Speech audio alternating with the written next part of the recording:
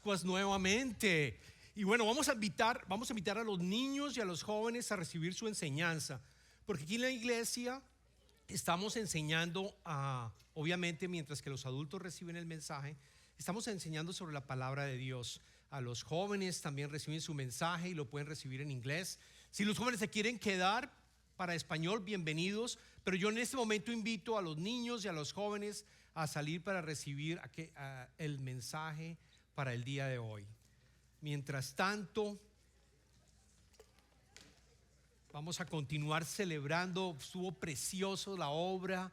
Qué lindo ver a la iglesia con los jóvenes, con los niños participando, los padres de familia también apoyando para que se pudiera llevar a cabo esta preciosa obra en el día de la resurrección de nuestro Señor Jesucristo.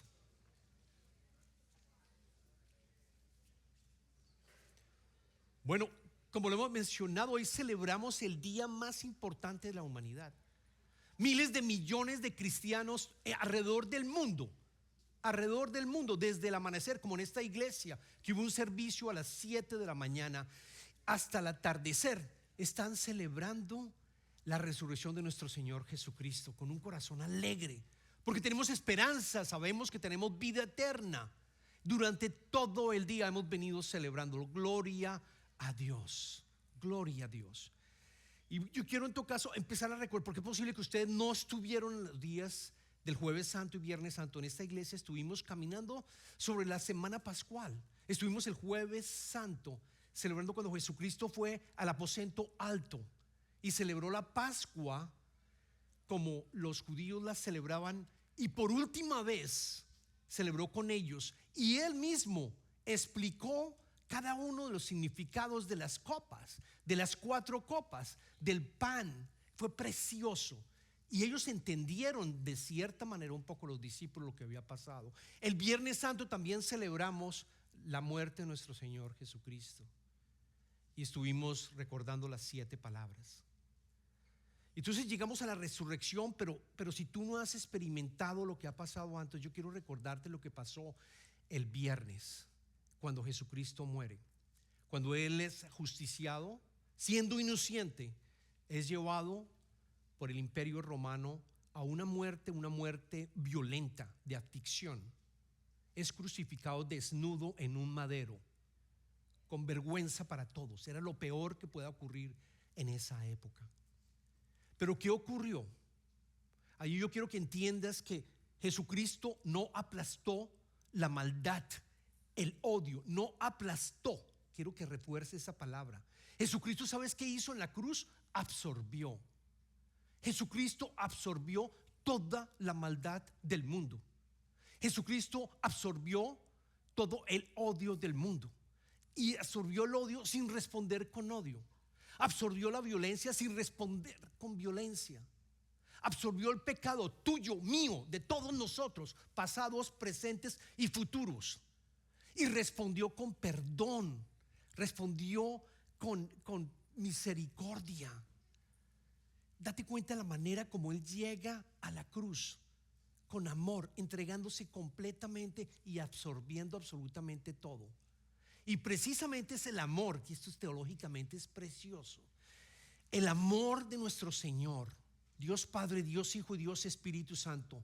El amor a través del poder del Espíritu Santo es que hace que Jesucristo pueda resucitar. Y ese mismo amor nos va a permitir a nosotros resucitar una vez más. Una vez más, quiero decir yo, para siempre, para estar eternamente con el Padre. Al principio del servicio, si se acuerdan, escuchamos la versión de Lucas, el evangelista Lucas. La versión de la resurrección de Jesucristo está en los 4 evangelios, en los 4. Los niños representaron la de Mateo, pero nosotros escuchamos al principio del sermón el evangelista Lucas.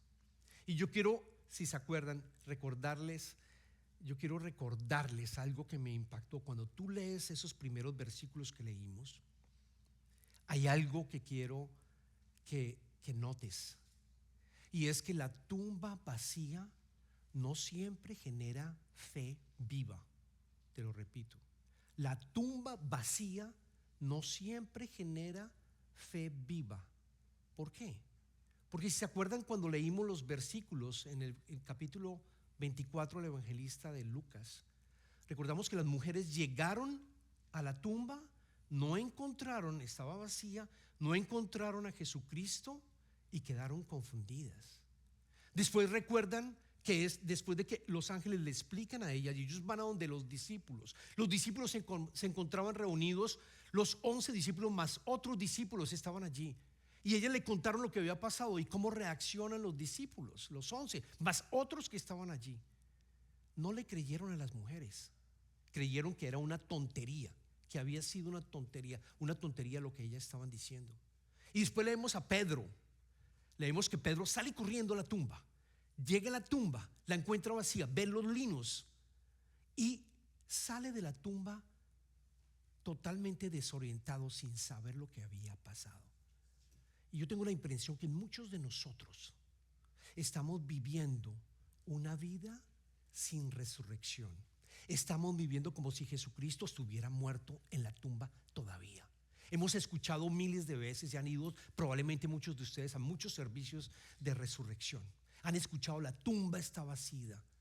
Sin embargo, estás viviendo tu vida sin resurrección, sin saber que Él está vivo y entender el concepto de que Él está vivo y que el reino de Dios está en nosotros y está en ti, sin entender el poder divino de un Dios resucitado y vivo.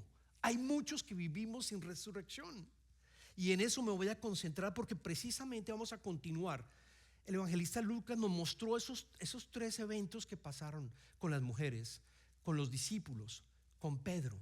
Y después, si tú sigues leyendo, lo vamos a leer, vamos a encontrarnos con 2 discípulos de los que estaban allí con los 11, que regresan a su casa en Emaús, una ciudad que se encontraba a 11 kilómetros de Jerusalén.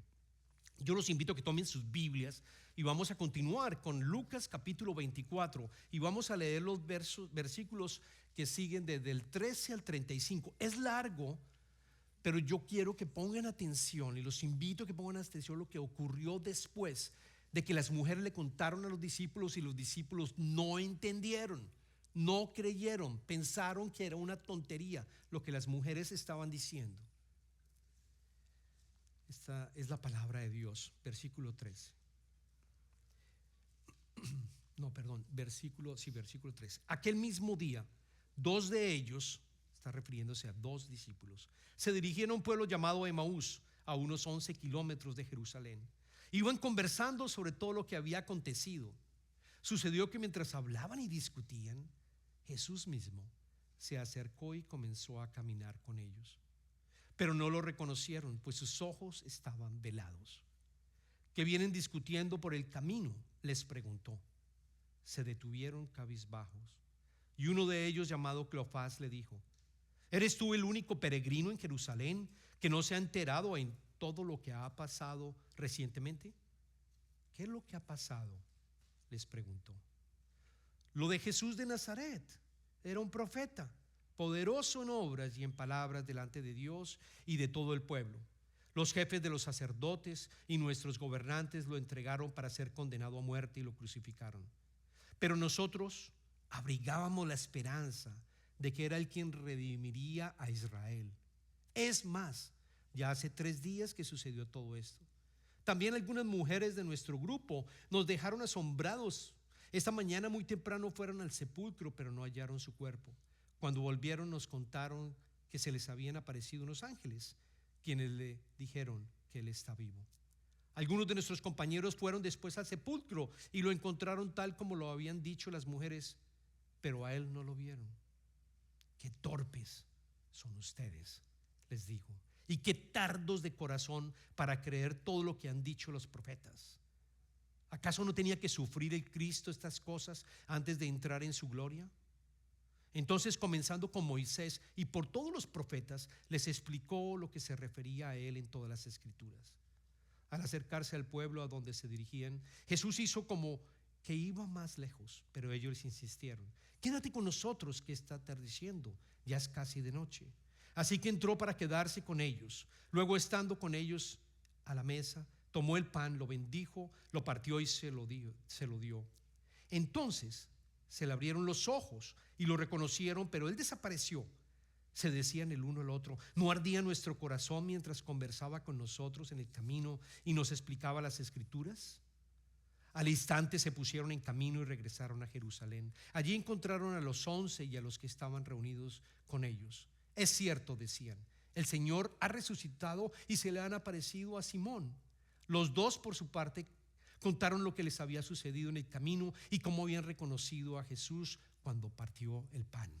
Esta es la palabra de Dios. Oremos. Señor, te pido, Señor, que continúes con tu espíritu, Padre mío. Te pido que abras nuestros ojos para ver con claridad el mensaje que tienes para nosotros, que abras nuestros oídos para escuchar el mensaje que tienes para cada uno de nosotros, y que abras nuestro corazón, Padre, para entender lo que significa vivir sin resurrección, conocerte y empezar a vivir con resurrección. Te pido esto, Señor, en el nombre del Padre, en el nombre del Hijo y del Espíritu Santo, y todos decimos amén, amén. ¿Quiénes eran esos dos discípulos? Eran, como les comentaban, dos que los que estaban con los 11 discípulos estaban allí. Y ellos vivían en Emaús, una ciudad que queda, un pueblito que queda a 11 kilómetros. Y yo creo que los dos representan también a aquellos de nosotros que hemos escuchado, que hemos leído, que alguien nos ha contado que Jesucristo resucitó, pero que no vivimos como si Él hubiera resucitado, porque estaban cabizbajos, porque estaban tristes. Y noten cómo Jesucristo se acerca de alguna manera como si Él estuviera caminando en la parte de atrás de ellos. Ellos dos van caminando, Jesucristo como que se acerca, está allí, está presente, se acerca y después se coloca al mismo nivel de ellos y empieza a caminar. Y les dice, ¿de qué están hablando? Empieza la conversación con ellos. Y ellos noten que decían las escrituras, no lo reconocieron porque sus ojos estaban velados, bien importante, pero noten que las escrituras dicen que se detuvieron cabizbajos. Estaban tristes, estaban sin esperanza. De nuevo, representan a todos los que viven sin resurrección, sin creer que Dios está vivo. ¿Qué tipo de vida es vivir sin saber que vamos a tener, que tenemos la posibilidad de tener poder divino aquí en la tierra? Porque es que la resurrección, Jesucristo no vino a darte una boleta para ir a tener vida eterna. Él no vino a entregar tiquetes de salvación. Él vino a transformarte. Él vino a que tú sepas que puedes vivir con poder divino en tu vida diariamente. Él vino para decirte: yo estoy acá y yo quiero caminar contigo, y que el reino de Dios se haga en tu vida y construir un reino que no es el tuyo, sino es el del Señor, y te transforme y tú veas milagros en tu vida y tus ojos empiecen a ver otra dimensión que antes no había visto, otros ojos que han escuchado, que han visto, y otros oídos que han escuchado algo totalmente diferente. Entonces yo te quiero decir, y para que te lleves en el día de hoy, quiero recordarte que una vida transformada por la resurrección, porque lo vamos a ver acá, cómo te transforma de una vida sin resurrección como de ellos dos a una vida con resurrección, una vida transformada por la resurrección. Quiero que te recuerdes estas tres palabras: una vida transformada por resurrección. Quiero que te recuerdes tres palabras. La primera, todas empiezan por P para que te puedas memorizarla. La primera, presencia. La segunda, pureza. Y la tercera, poder. Recordemos, quiero que todos digan: presencia, pureza y poder. Eso representa una vida de resurrección, una vida sabiendo que Dios está vivo, que no que Jesucristo está todavía en la tumba y que algún día voy a tener vida eterna, y entonces yo sigo viviendo mi vida como si la hubiera vivido como siempre. Porque el enemigo lo que quiere es mantenerte con los ojos vendados. El enemigo quiere que tú no conozcas las escrituras, ni que siquiera vayas a las escrituras.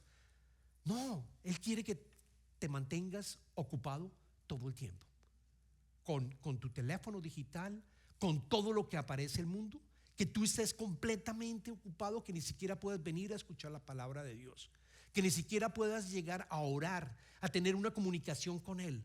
De esa manera tú tienes y continúas con tus ojos vendados. Y Él lo que quiere es quitártelos a través precisamente de las Escrituras y lo que vamos a ver como ejemplo acá para que tengas presencia, pureza y poder. Presencia. Quiero que también sepas que Jesús, nota lo siguiente, estaba caminando con ellos, pero ellos no lo reconocieron, pero Él estaba allí. Y Él está allí, Él ha estado caminando contigo. Ha estado caminando contigo.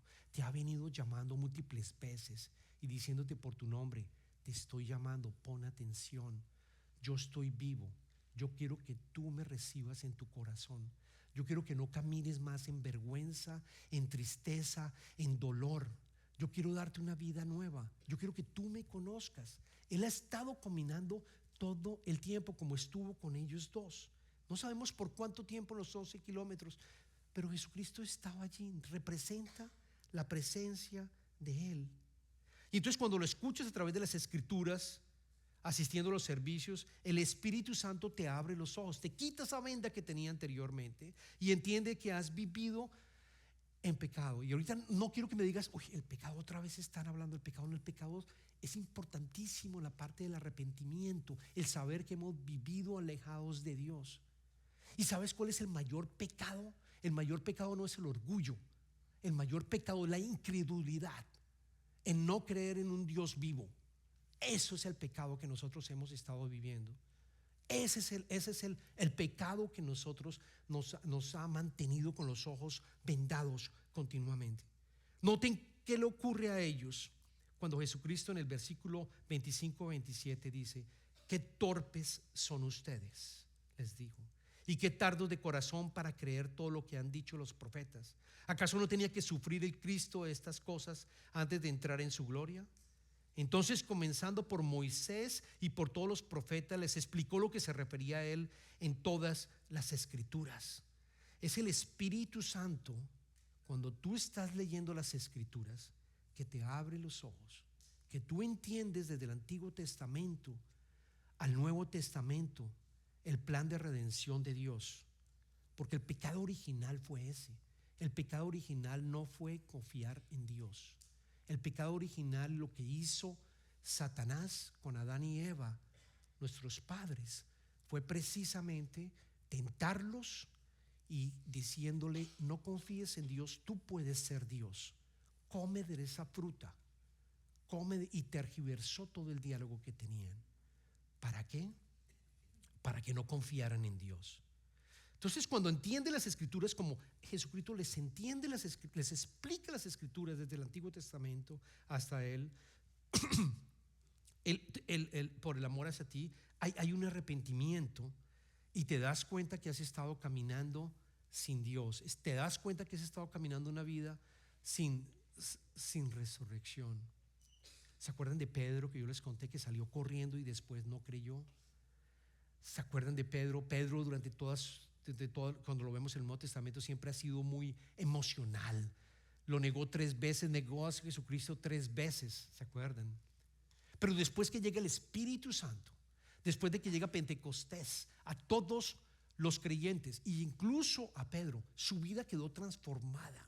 El Espíritu Santo llegó en él y empezó a predicar cuando antes tenía miedo, ni siquiera quería confesar de que conocía a Jesucristo. No, lo negó 3 veces. Pero cuando tiene el Espíritu Santo, tiene el poder y empieza a predicar.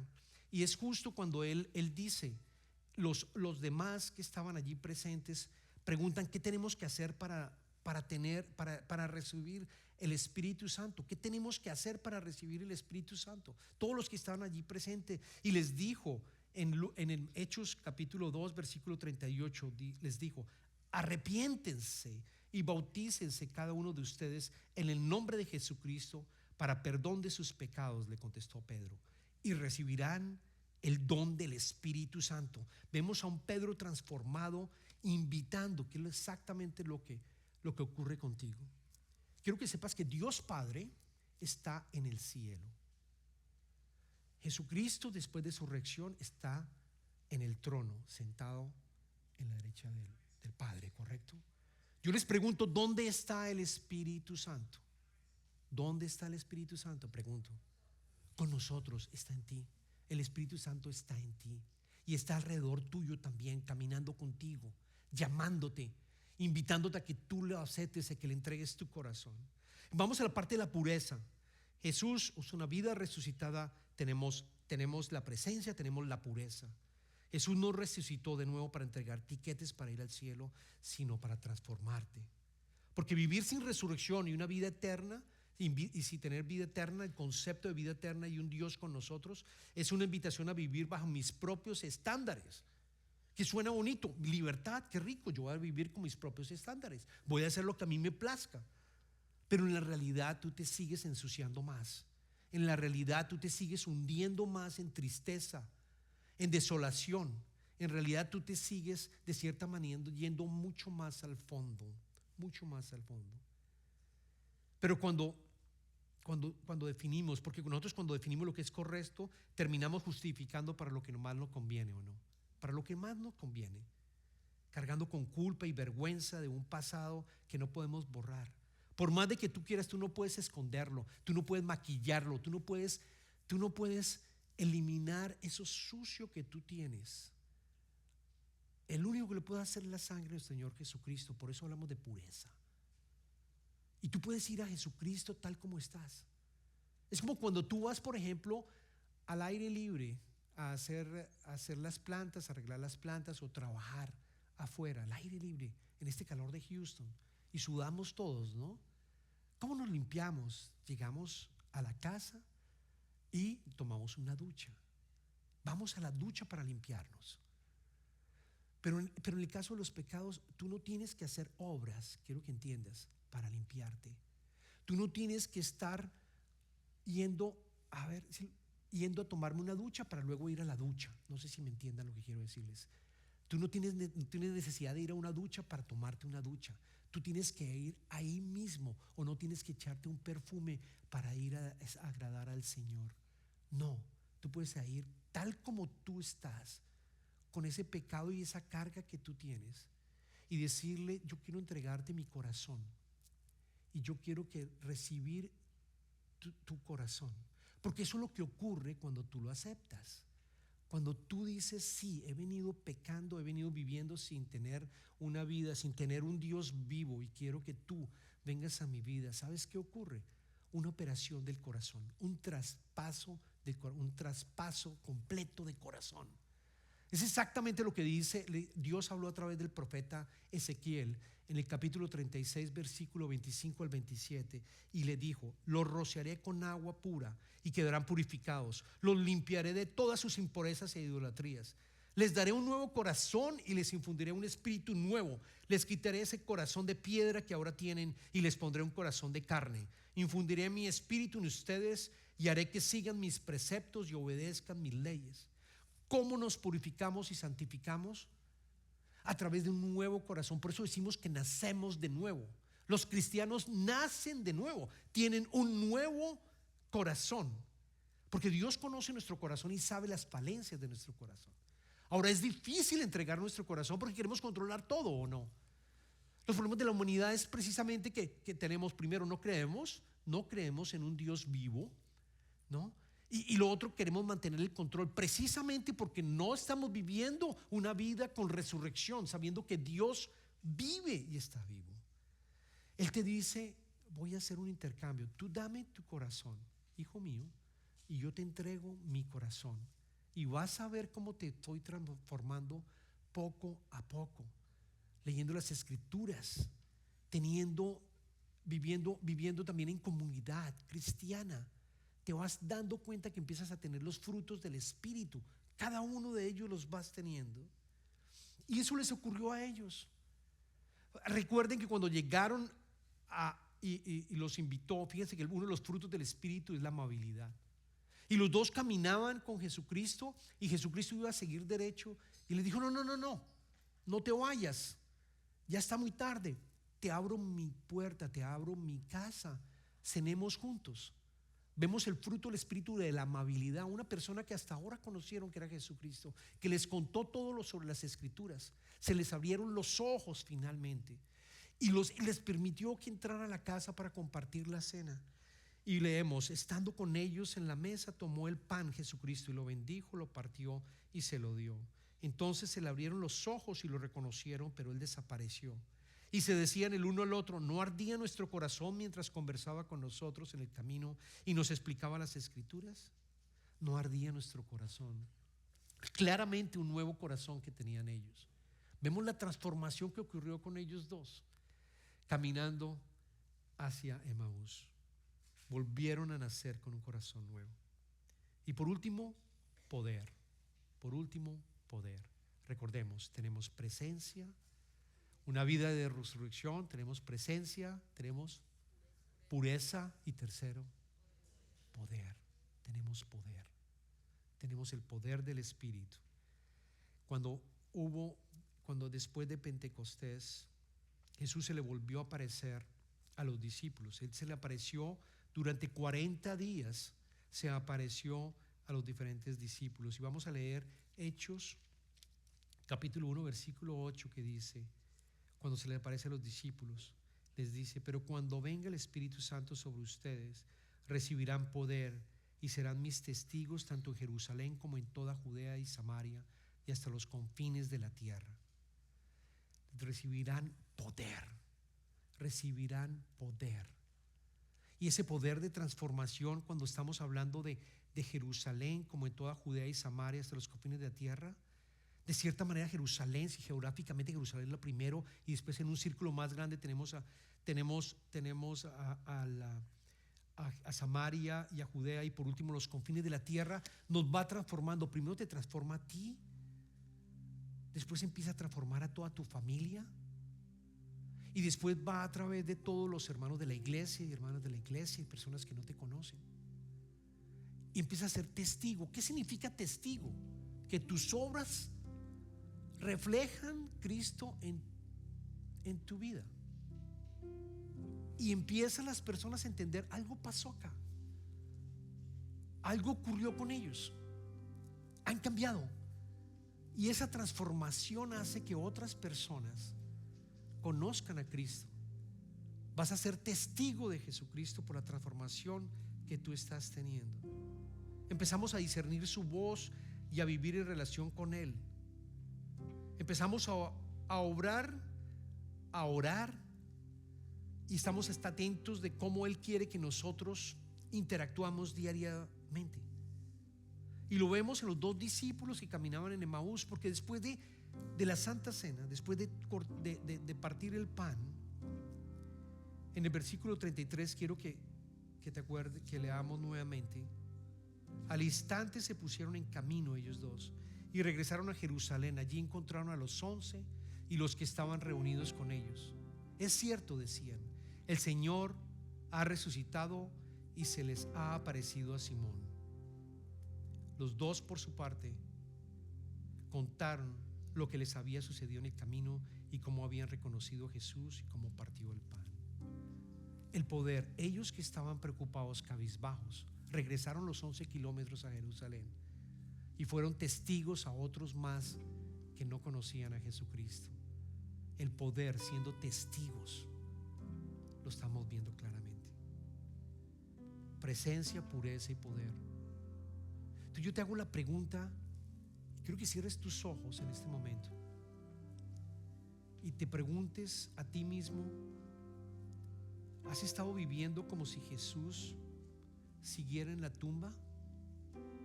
¿Has estado viviendo una vida sin un Cristo vivo? ¿Has estado viviendo sin entender esa dimensión divina que te invita el Señor a que tú empieces a experimentar ya, no después de que tú has muerto físicamente, sino ahora, en este momento? A que el reino de Dios venga a tu vida y que te transforme completamente y seas un testigo para que muchas más personas se transformen. Una vida con el fruto del Espíritu, una vida en donde hay amor, donde hay alegría, en donde también hay paz, hay paciencia también, hay amabilidad, hay autocontrol, hay fidelidad, todos los espíritus, todo el fruto del Espíritu posible para cada uno de nosotros. Esa es la gran invitación el día de hoy. que empieces a vivir una vida resucitada. Y todo ocurrió en una mesa. Te puedes abrir tus ojos y todo ocurrió en una mesa como esta, en donde también estaban los elementos, estaba el pan y estaba la copa. Y es el momento en que tú también puedes llegar a experimentar lo mismo en el día de hoy. Experimentar la presencia de Él, la pureza de Él y adicionalmente su poder. Viniendo a la mesa, recordando lo que Jesucristo hizo la última noche que celebró con sus discípulos. Jesucristo, la última noche que celebró la cena pascual en Jerusalén, tomó la copa, era la tercera copa, la copa de la redención. Tomó el pan, y presentándolo, bendiciéndolo, lo partió el pan y se los dio a sus discípulos diciendo: tomad y comed, este es el cuerpo, mi cuerpo, que será entregado para todos ustedes. Y después de la cena tomó la copa, la tercera copa, y dando también gracias, la bendijo y se la entregó a sus discípulos diciendo: esta es mi sangre, la sangre para el perdón de los pecados. Haced esto en conmemoración mía. Pero hoy vamos a hacer algo importante antes de tomar y beber de la copa. Es que vamos a pedir perdón. Yo los invito a que cada uno en silencio le pida perdón a nuestro Señor Jesucristo y a Dios Padre y al Espíritu por estar viviendo quizás una vida sin redención, sin un Cristo vivo. O quizás sí lo viviste al principio, pero los trajines de la vida te alejaron. Pídele perdón para que haya ese intercambio de corazones ahora que tú vas a participar de la Santa Cena. Voy a dejar unos segundos para que cada uno tenga un acto de contrición.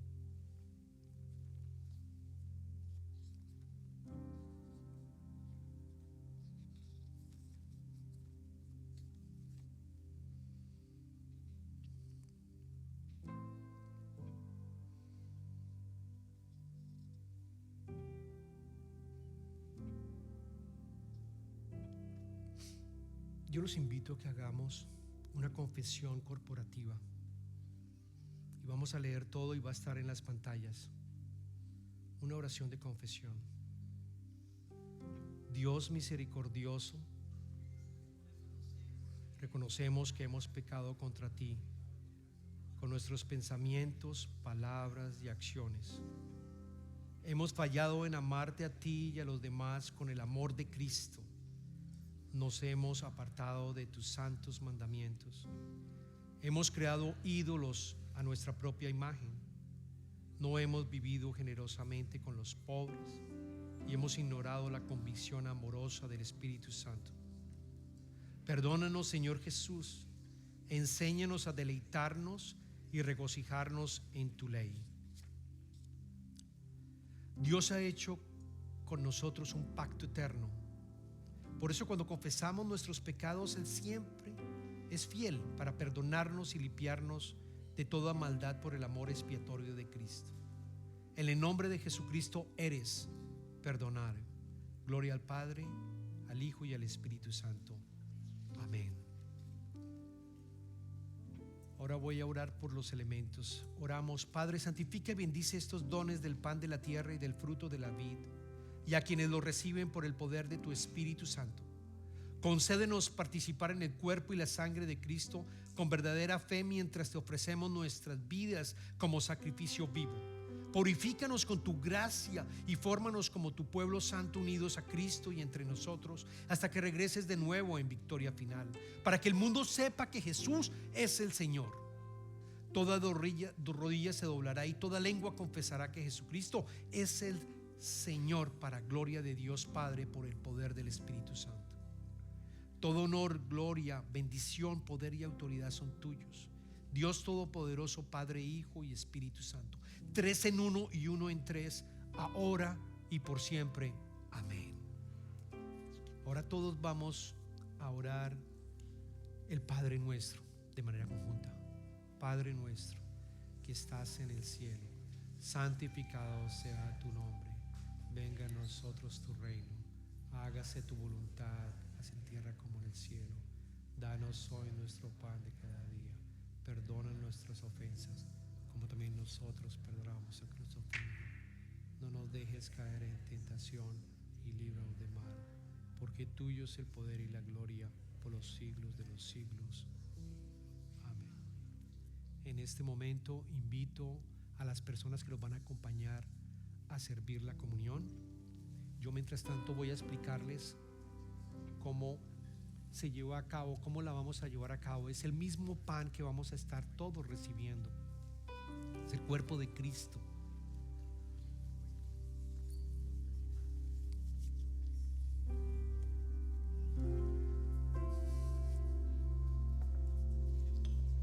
La manera como lo hacemos en Covenant es que te van a ofrecer un pedazo de pan y tú lo sumerges en el jugo, y puedes tener un momento privado con el Señor en tu mesa, o puedes pasar aquí al frente y orar con Él. Recuerda la pureza, recuerda el poder, recuerda la presencia que te ofrece la mesa del Señor en el día de hoy. Bienvenidos, la mesa está servida.